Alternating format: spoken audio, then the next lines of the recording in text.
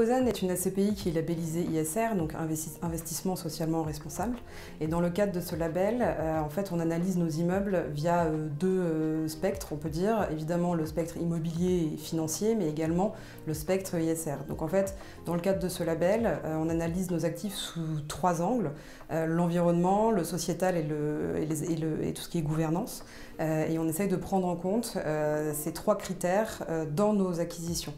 Finalement, on va acheter deux catégories d'actifs. On va acheter les actifs qu'on appelle best in class, qui sont finalement des actifs récents, cochant déjà toutes les cases et avec déjà une bonne performance en termes de consommation énergétique. Et on va acheter également une deuxième catégorie d'actifs qui sont les actifs best in progress.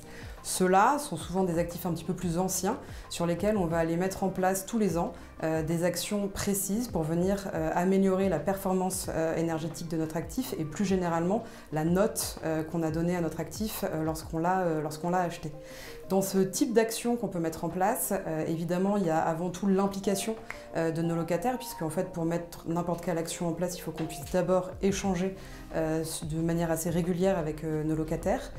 Souvent, d'ailleurs, ces derniers sont preneurs de ces échanges, parce que ça permet de créer un partenariat long terme entre bailleurs et preneurs.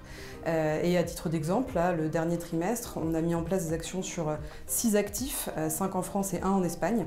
Et on a notamment commencé l'installation de panneaux photovoltaïques sur cet actif en Espagne. Et sur les actifs en France, on a pu installer des bornes de recharge électrique. On a pu mettre en place ce qu'on appelle des régulateurs pour tout ce qui est système de chaud et de froid, pour que ça ne fonctionne pas 24 heures sur 24, mais qu'au contraire, ça ne fonctionne que au moment où les utilisateurs sont dans l'immeuble. On fait attention par exemple à remplacer les lampes pour mettre en place des LED, et lorsqu'il y a déjà des LED, à bien mettre en place des détecteurs de mouvement pour que ça ne fonctionne que quand c'est utile.